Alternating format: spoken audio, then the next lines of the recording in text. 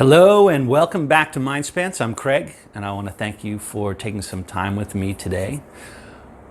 I want to talk to you about how to begin a meditation practice. I don't know why it's taken me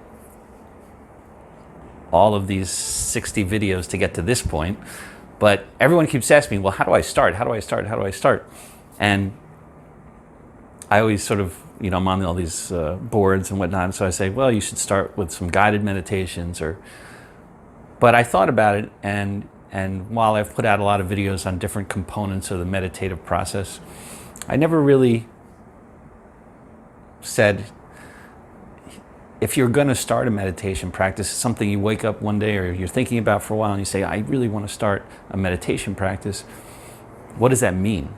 And some people will say, well, which kind of meditation should I practice? So, I don't think there's any particular good kind or bad kind. It's just it's about cleaning your lens. It's about becoming your true self. It's about being more present, and all those things are sort of intertwined with each other. But let's take a deep stretch real quick and some breathing.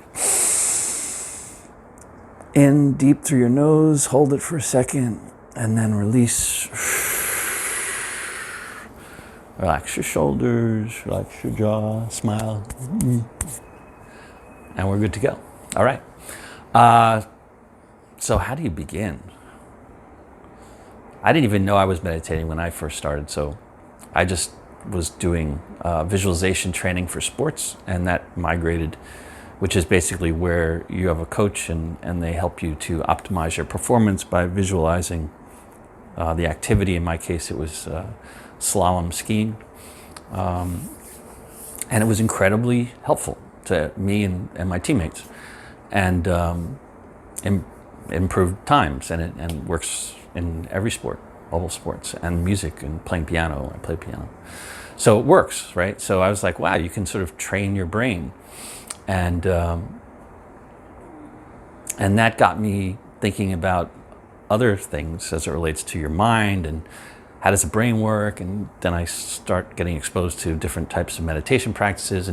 But my first actual meditation was really, I don't want to age myself, but there was a video cassette, a tape cassette that I put in a tape player. They don't exist anymore. It was before the internet. And I listened to a guided meditation, and it was very focused on breathing. And I think almost every meditation practice starts with breathing, focusing on your breath. And why is that? Why? So obviously breathing is a critical component of life, right? So we breathe in oxygen and exhale carbon dioxide, and that feeds the trees, and it's all beautiful and wonderful, big circle. And also physically, we don't breathe enough, most people, during the day. We take short breaths, and so we don't get enough oxygen, or as much as we could. So doing deep breathing and in through your nose, because it's designed to filter the air as well as warm it before it goes into your lungs. There's little spirals the air goes through, and then out through your mouth, and really push all that air out, and then breathe in again, and then, and it does a couple of things. So one, it fills you with oxygen, which is very powerful. It de-stresses you, because when you're getting enough oxygen, your brain feels safe. When you're getting less oxygen, you get more stressed, and you start to produce cortisol and bad drugs in your body, and it's not good. So breathing, deep breathing, is a great way to start a practice. And so then they say, well, what is meditation? What's the purpose of it?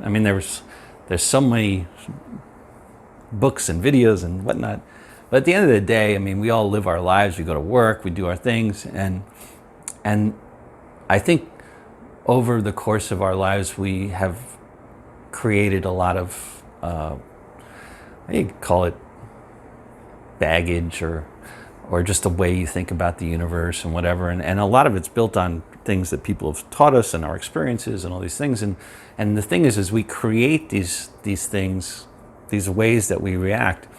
And some of them we created 20 years ago. And they have absolutely no relevance to who we are today and what we're doing today. And so part of the practice is sort of unwinding all that stuff and sort of looking at each moment as it is, and looking at each activity as it is, right? In this moment, right now.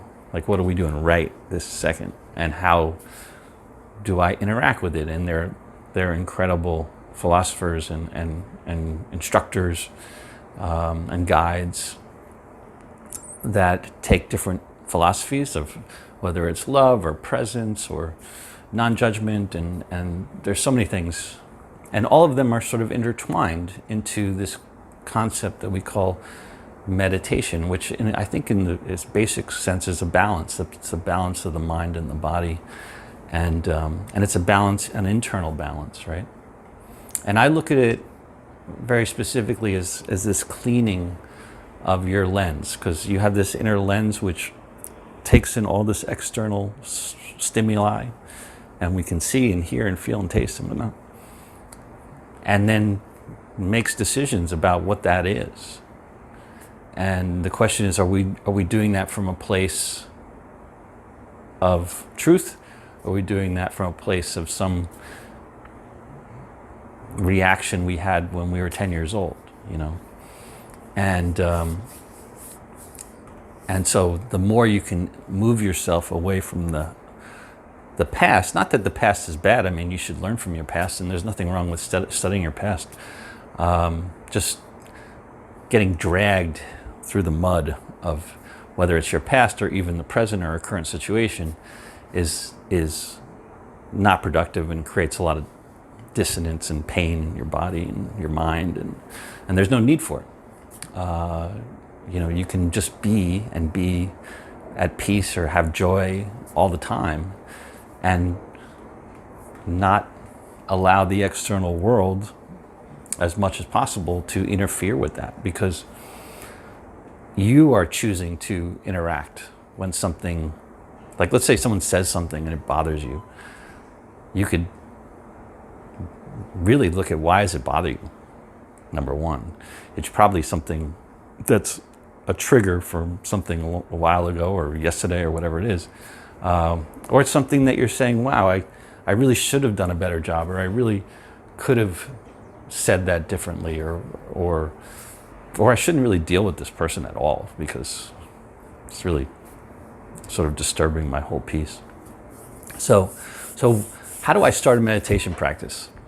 So one, I think it's worth exploring all the different types of meditations, because there are many, many different ones, and they're not religions.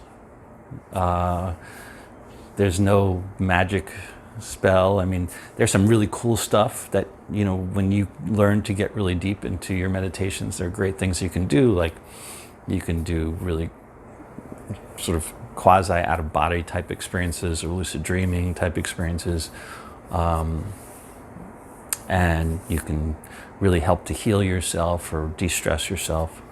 There's so many things that are productive about it, but mostly just to be present and to be joyous in whatever happens on a day-to-day basis. And so breathing is a good start. So just take deep breaths, just say, I'm going to take deep breaths a few times a day, and you'll realize what a difference that makes. And it's like when you go to exercise, why you feel better. You know, you just, you know, it's forcing you to breathe deeply, and stretching a little bit, moving your body.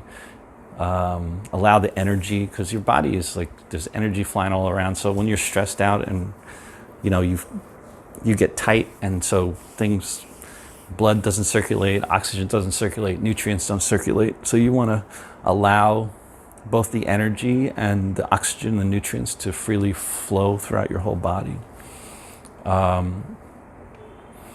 And so little by little, and then just become the observer. I talk about this in so many videos, but just becoming a little more objective about what's going on around you. You don't have to sit a certain way. Everyone says, well, do I have to sit this way or that way? Or am I awakening or not awakening? I tell people, don't worry about any of that stuff. You know, I've been doing this for 25 years. And there's no miracle, there's no magic. The truth is you are perfect right now. Like there's nothing to do. And I think that people find that when you say that, they say, well, that's sort of empty. And the reality is that as you learn to peel the onion back and clean your lens internally and become more objective, become more present, not react to situations, to be true to who you are, to not allow these different egos express themselves. Or if you do, then let them, you know, but be aware of it. So being more aware of the things that you are doing. And little by little, you'll actually realize that that place that's always been there is actually filled with love and joy and energy, and it's amazing. And it's always been there because you're always here, right? It's not like you created something new. It's just that you've put all these layers of stuff. And so the meditation practice is to come back to that place of truth, of peace and presence that's there, and just to allow that to unfold. So I have tons of videos on this stuff, and there's tons of other videos on this stuff. There's incredible guided meditations. I do them. My brother's done some. There's many on YouTube and find the ones that you like. Find people and try different people all the time, because everyone has something to share in their experiences, and always learn and you'll find you can use it, like I said earlier, in sports, and these are visualization exercises, and you can use go into very deep meditations and heal wounds. We all have wounds from our past that need to be released. We need to release this stuff, and so it's a great journey. It's worth it. It's something that will really, you'll be amazed that it creates an entirely new way of looking at the world and elevates each minute of your life, each second of your life. And it's a journey you can share. I mean, a lot of people are on it, and you can talk about it, and there's groups online, and there's so many people practicing different things, and just try to not get sucked into this or that or what, be open to the fact that there are many paths, and some things say you have to sit this way and you have to cross your fingers like this and do this, and that's not me. I've never been like that. So it may work actually, but I just have no patience for that. Maybe that's part of my baggage, but I just think it's everyone's journey, and whatever works for you, and whatever makes you feel comfortable, you should do, and just keep at it every day. Every day you wake up, take a deep breath, stretch high. Before you go to bed, take a deep breath, stretch high. And people talk about mantras also, things like that. These are just ways of clearing the noise. We all have this noise in our mind. And so I have lots of videos on how to deal with that. But again, people be careful of the words like train and seek and all these things, because there's no such, everything is what it is. Learning to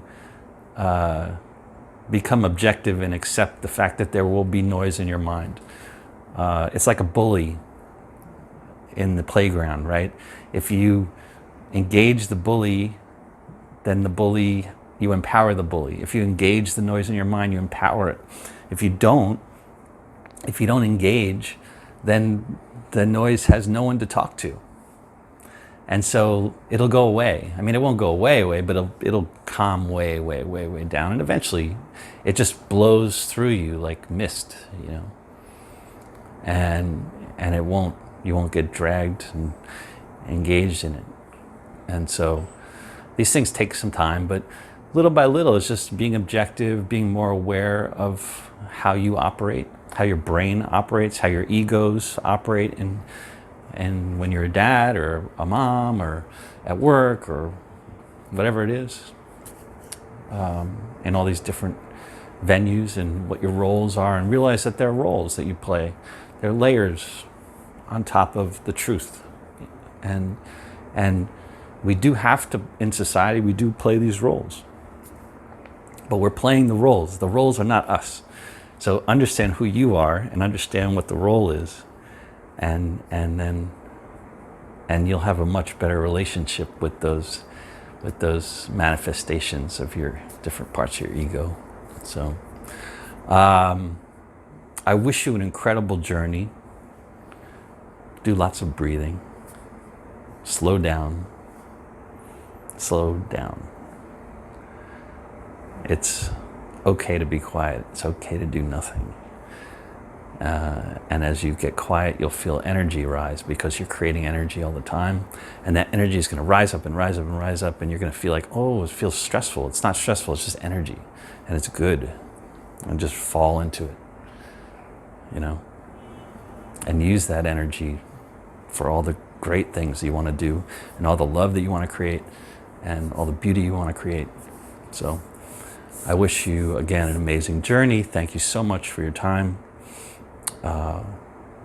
Subscribe to my channel, like the video, share it with all your friends, and I'll see you very, very soon. So thank you very much, and have an amazing, amazing, beautiful day.